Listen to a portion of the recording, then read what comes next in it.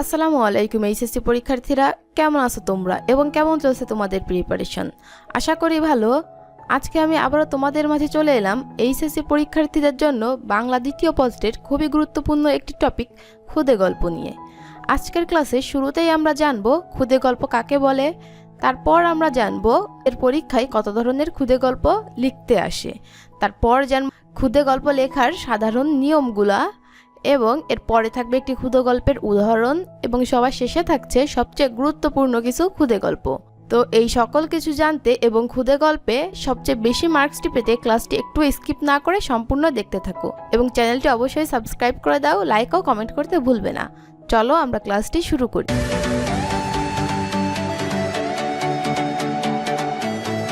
শুরুতেই দেখো কি বলা হয়েছে। গল্প কথাটির উদ্ভব সংস্কৃত জল্প শব্দ থেকে, যার অর্থ জল্পনা বা কল্পনা। বাস্তব অভিজ্ঞতার সঙ্গে কল্পনার গ্রহণযোগ্য সংমিশ্রণে গল্প রচিত হয়। গল্প নানান ধরনের হয়ে থাকে, এর মধ্যে খুদে গল্প সংক্ষিপ্ত পরিসরের গল্প, অর্থাৎ খুদে গল্প বলতে সংক্ষিপ্ত পরিসরে একটি গল্প লিখতে হবে। তো প্রথমেই আমরা জানি খুদে গল্প কতটুকু লিখতে হবে। যখন আমরা খুদে গল্পটি লেখা শুরু করব, আমরা 3 থেকে 3.5 পেজের ভিতরেই খুদে গল্পটি শেষ করার চেষ্টা করব।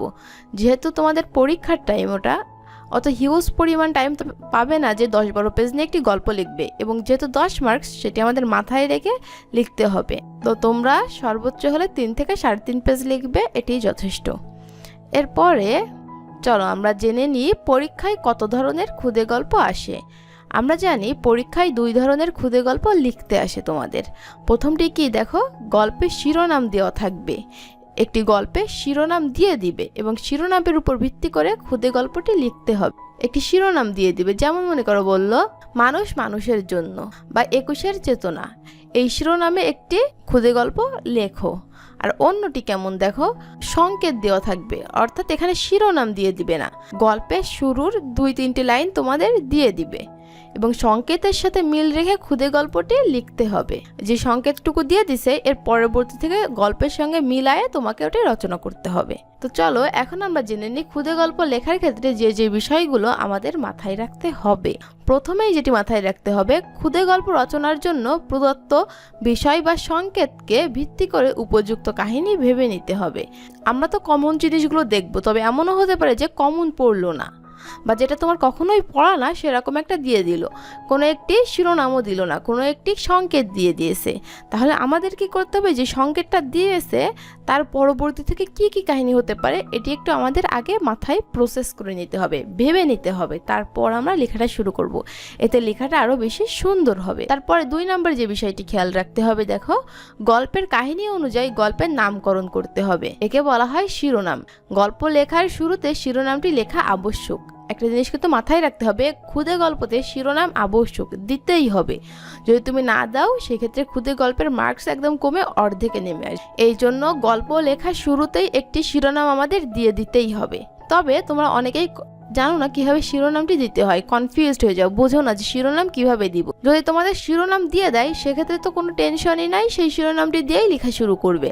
যদি সংকেত দিয়ে দেয় সেক্ষেত্রে কিভাবে শিরোনাম দিতে হবে, সেক্ষেত্রে একটা জিনিস মাথায় রাখতে পারো তোমরা, যে চরিত্রকে নিয়ে কাহিনীটি রচিত হবে, যেহেতু একটি গল্প মানে চরিত্র থাকবেই, ওই চরিত্রটির সঙ্গে মিলিয়ে তোমরা শিরোনামটি ব্যবহার করতে পারো। তারপর দেখো কি বলা হয়েছে, গল্পের কাহিনী বিকশিত হয় চরিত্রকে অবলম্বন করে। গল্পে এক বা একাধিক চরিত্র থাকতে হবে। যেহেতু এটি একটি গল্প, এখানে চরিত্র আবশ্যক, তো এখানে তোমরা চেষ্টা করবে 3 থেকে 4টি চরিত্রকে অবশ্যই রাখার, নইলে সেই গল্পটি প্রপারলি বিকশিত হতে পারবে না। এরপরে দেখো গল্পের শুরু থেকে পাঠকের মনে কৌতূহল জাগানোর প্রচেষ্টা করতে হবে। অর্থাৎ কেউ যখন একটি গল্প পড়বে তার যেন ভিতরে কৌতূহলটি জাগে, যে না এরপরে কি হলো, এরপরে কি হলো। কোনো একটা ইন্টারেস্টিং কিছু, কোনো একটা মুভি যখন আমরা দেখি তখন আমাদের ভিতরে একটা ইন্টারেস্ট জাগে না, এরপরে কি হয়, এরপরে কি হয়।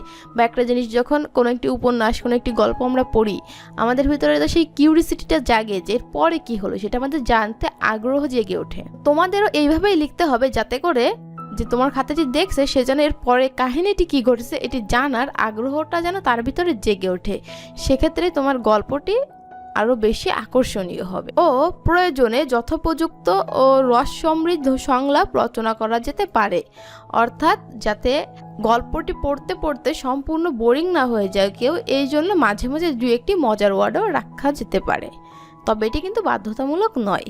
তারপরে দেখো, গল্পের ভাষা সহজ, সাবলীল ও অনাড়ম্বর হবে, অর্থাৎ তুমি গল্পটি লিখবে একদম নিজের মতো করে আবার সম্পূর্ণটা আঞ্চলিক ভাষায় না, যেভাবে ভালো হয়, যেভাবে আমরা পড়তে অভ্যস্ত, যেভাবে আমরা কথা বলতে অভ্যস্ত, সেইভাবে রাখার চেষ্টা করতে হবে। তো এটি ছিল আমাদের ক্ষুদে গল্প লেখার বেসিক নিয়মগুলো। আশা করি তোমরা বুঝতে পেরেছো। এই জিনিসগুলো মাথায় রেখে তুমি যদি একটি ক্ষুদে গল্প রচনা করো তাহলে ইনশাআল্লাহ অবশ্যই তুমি একটি ভালো মার্কস পাবে। আশা করি তোমরা এতটুকু বুঝতে পেরেছো। এরপরে দেখো, তোমাদের জন্য একটি ক্ষুদে গল্পের উদাহরণ এখানে দিয়ে রাখা হয়েছে। দেখো কি বলা হয়েছে, মানুষ মানুষের জন্য শিরোনামে একটি ক্ষুদে গল্প রচনা করো। অর্থাৎ এখানে শিরোনাম ব্যবহার করতে হবে কোনটি? মানুষ মানুষের জন্য। এখানে কিন্তু শিরোনাম বলে দিয়েছে। আগেই বলেছি তোমাদের পরীক্ষায় দুই ধরনের ক্ষুদে গল্প লিখতে আসে, একটিতে শিরোনাম দেওয়া থাকবে এবং অন্যটিতে শিরোনাম দেওয়া থাকবে না, সংকেত দেওয়া থাকবে। সেক্ষেত্রে সংকেতের সঙ্গে মিলিয়ে আমাদের গল্পটি লিখতে হবে এবং শিরোনাম না দেওয়া থাকলেও সেই গল্পটির শিরোনাম আমাদের ব্যবহার করতে হবে। মানে একটি ক্ষুদে গল্পের শিরোনাম মাস্ট, সে তোমার শিরোনাম দিয়ে দিক অথবা না দিয়ে দিক। তো এখানে আমি শিরোনামটি ব্যবহার করেছি মানুষ মানুষের জন্য। এখানে গল্পটি লিখে রাখা হয়েছে, যদিও বা সম্পূর্ণ লিখে নাই, আংশিক পরিমাণ লিখে রাখা হয়েছে। এটি আমি নিজের মতো করে লিখেছি। তুমি যেভাবে গল্পটি বানাতে পারো সেইভাবেই তুমি লিখে দেবে, কোনো সমস্যা নাই। তবে লেখার আগে অবশ্যই যে বিষয়গুলো বলা হয়েছে সেই বিষয়গুলো মাথায় রেখে তারপর রচনা করবে, তাহলে সম্পূর্ণ মার্কসটি পাবে। তোমরা কেউ পড়তে চাইলে এখান থেকে পড়ে নাও, আমি আর পড়ছি না, পড়তে গেলে অনেক টাইম ওয়েস্ট হবে। সেক্ষেত্রে ভিডিওটি বড় হয়ে যাবে এবং তোমাদের ভালো লাগবে না দেখতে অত বড় ভিডিও। তাহলে আমরা এরপরে সবচেয়ে গুরুত্বপূর্ণ কিছু ক্ষুদে গল্প দেখে নিই, যেখান থেকে ইনশাআল্লাহ আশা করা যায় তোমাদের পরীক্ষায় কমন পড়বে। তো প্রথমটি হলো মানুষ মানুষের জন্য। এই শিরোনামে একটি ক্ষুদে গল্প।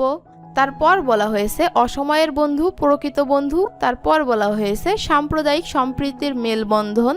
4 নম্বরে বলা হয়েছে সততা। 5 নম্বরে 21-এর চেতনা এবং 6 নম্বরে লোভের পরিণাম। এই শিরোনামে তোমরা ক্ষুদে গল্পগুলো পড়তে পারো এবং যেগুলো সংকেত সেগুলোর জন্য তোমাদের আউট নলেজটাকে ব্যবহার করতে হবে, মেমোরিটাকে একটু প্রসেস করতে হবে। এখান থেকে পড়লে ইনশাআল্লাহ তোমাদের কমন আসবে। এটি ছিল আমাদের ক্ষুদে গল্পের সম্পূর্ণ ক্লাসটি। আশা করি তোমরা বুঝতে পেরেছো ক্ষুদে গল্প কিভাবে রচনা করতে হবে। তবে অবশ্যই মাথায় রাখতে হবে শিরোনামের বিষয়টি। যখন তোমাকে কোশ্চেনের শিরোনাম দিয়ে দিবে তুমি তো সেটি ব্যবহার করবে, এবং শিরোনাম যদি না দিয়ে দেয়, সংকেত দেয়, সেক্ষেত্রে গল্পটি নিজের মতো করে বানিয়ে এবং গল্পের সঙ্গে যেই শিরোনামটি সবচেয়ে বেশি উপযোগী হবে সেটি ব্যবহার করবে। এবং যদি বুঝতে নাই পারো একদম, এবং গল্পটি যদি কোনো একটি চরিত্রকে কেন্দ্র করে রচিত হয়, সেক্ষেত্রে চরিত্রের নামের সঙ্গে মিলিয়ে তোমরা একটি শিরোনাম ব্যবহার করতে পারো। তো ক্লাসটি যদি ভালো লেগে থাকে তাহলে অবশ্যই একটি লাইক করে দাও এবং কোনো প্রশ্ন থাকলে সেটি কমেন্ট করে বলো, এবং প্রশ্ন না থাকলেও একটি কমেন্ট করে দাও, বন্ধুদের মাঝে একটু শেয়ার করে দাও। দেখা হবে পরবর্তী কোনো ক্লাসে নতুন কোনো টপিক নিয়ে। ততক্ষণ সবাই সাথেই থাকো। আল্লাহ হাফেজ।